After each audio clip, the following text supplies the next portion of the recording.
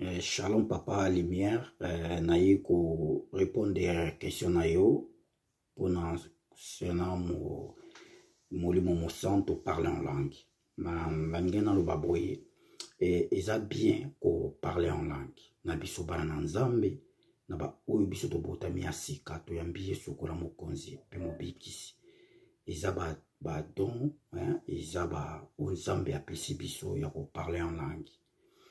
Isa important pour le corps de Christ, pour la biso bana na nzambe. Amen. Yesu arbaki akotika biso ba ofelete, akotindela biso le consolateur.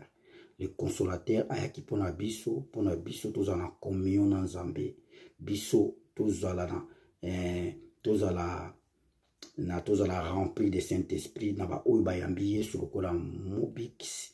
Nabavi na biso tokota mwana kobanga nzambe tokozala rempli de Saint-Esprit. Alléluia. Saint-Esprit yaki pona biso. Mais Saint-Esprit koya kati na biso emeli biso susu ba don ba grâce particulière ya chacun na moto ndenge apesi biso. C'est bien biso nyonso tolo ba langue ya sika. C'est bien parce que to monaki na chambre haute yekoli bazaki baptisé de Saint-Esprit balobaki balangue ya sika bango nyonso. C'est bien biso solo balangue ya sika, mais par rapport balangue ya sika par rapport à via moto relation ya moto na nzambe ça compte aussi. Pe à partir wana molimo mosanto ya ko vivre profondément na molimo mosanto apesaka biso ba don oyo omonaka badon de prophétie, badon d'interprétation de langue, badon ezebele bien aimé. Oyo molimo mosanto akopesa biso nakotanga nyonso ate pona temps. Yango balobi epanike biso te na tango oyo tozo vivre lelo tozo na basali na nzambe o bazo lingike église na bango soka monike ba parler en langue te lokola ke église wana eza na vite ezo vivre te nzamba za na bango te bakoma kosala ba séance ya ba ko parler en langue koye ko sabato ne ba ko parler en langue yango ezo kota désordre na lingomba nzambe na bana na nzambe corps de Christ ezo kota désordre pona biloko na nyonso. Amen. Mais za molimo mosanto motamemaka biso de la apesaka biso ba grâce wana. Alléluia. Mais na biso bible ezoko recommander biso lokola na 1 Corinthiens 14 ceux qui parlent en langue ozana photo prier to senga que tous en interprétation. Alléluia. Na bato oyo ba parlent en langue bazana don ya prophétie en parlant en langue les musu bango ba comprendra te mais ba kota na profondeur tant bazana ba prière bazo bondela molimo musanta me babona profondeur bapalaka ba langue oyo ya profondeur oyo mutako koyoka ngo te kaka nzambe mutako koyoka ngo eza na ba message musu nzamba ko pesa yo na en parlant en langue mais c'est un message kazo pesa yo vina yo o na groupe l'église pas nyonso ozali na nzela tant besoin na prière besoin na présence en nzambe mais bible ezolo ba oyo bazali bapalaka en langue ba bondela ba prier pour que molimo. Ils en ont 1 Corinthiens 14, 13. C'est pourquoi qui celui qui parle en langue prie pour avoir les dons d'interprétation. Babi senga pour un don d'interprétation.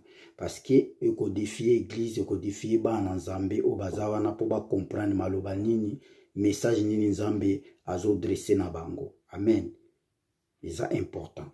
P mususu zo banabiso kaka na 1 Corinthiens 14 na verset na biso D balobi moto a parlé encore en langue et fait que celui qui parle en langue ne parle pas aux hommes mais en Dieu car personne ne comprend ce qui l'esprit qui dit des ministères moto tazo comprendre alobaka pona batu te mais azo parler azo ba pona nzambe peza ba ministère au bibezo banabiso des ministères au eza caché mutu nyonso ta ko yoka langue wana mutu nyonso ta ko comprendre yango parce que aso se dresser yango pa na nzambe.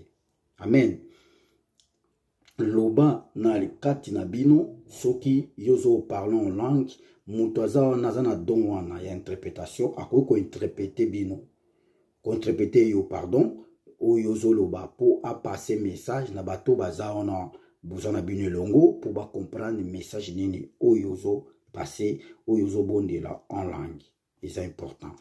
Mais par là lelo tout le monde ba séance il y a ba interprétation langue ba langue monsieur ba langue ba démon akoya ko parler ba langue mais ça ba langue ya monde à ténèbres ça ba démon ça ba ça na nzambe ba simbi ba biloko na bango ba benga ka diable ba benga ka ba ange na bango ya ténèbres na ko parler en langue ba langue o isa o mulimu musanta zo pesa bana nzambe te me ya bango moko ya moni lo ba ko ekomi. Amen. Yango to mona ki Paul babandai ko tango noso bando kene ko péché ko teya pardon na ko ba ko teya bando ke teya tango nyonso ezalaki na mwasi mozaki na molimo ya piton. Chaque fois bandai ko mona bango abandai ko ya ko loba ko déranger bango ko loba ki ba oyo bazali ba serviteur de Dieu très haut qui annonce la voix d'Isali. Azoye bisabatu ke wana baza ba serviteur nzambe likolo puis bazo ko annoncer évangile. Mais Paul est dérangé qui chaque fois soka moni bango banaye ko landa bango pona ko ya ko lobana bango. Mais Paul azaki a fatigué parce qu'ils ont ba esprit o nzambe a fait comprendre en parlant langue mosusu eza nzambe te. Soko comprendre o comprendre sosoli o koyiba ko tenango o koyiba ko loba et arrêter. Okobondela nzambe arrêter molimo wana etikasu koloba kati na église kati ko déranger parce que ils ont molimo ba piton o lelo tozomona esangani mélanger na ba oya bien na oya mabe mais faut en discernement pour comprendre que oyo azoloba oyo eza nzambe te pour arrêter ndenge Paul abondela ki Yesu Masia pe aibai ko bondela esprit one bimaki na mwasi wana oyo azaki na molimo wana piton ekitaki. Parce que Paul a compris que ils ont zambété, ils ont Saint-Esprit te mutapesi molimo wana. Les oyande pona ko déranger ko même biso na distraction. Alléluia. Yango moni lelo diable pe azo sala azo mema bana nzambe na distraction belé na nzela ya ba faux parler en langue. Oye tondile ona be église tondile ona makambe belé. Mususu azana dona te oleka bonde la senga na nzamba pesa ye yango.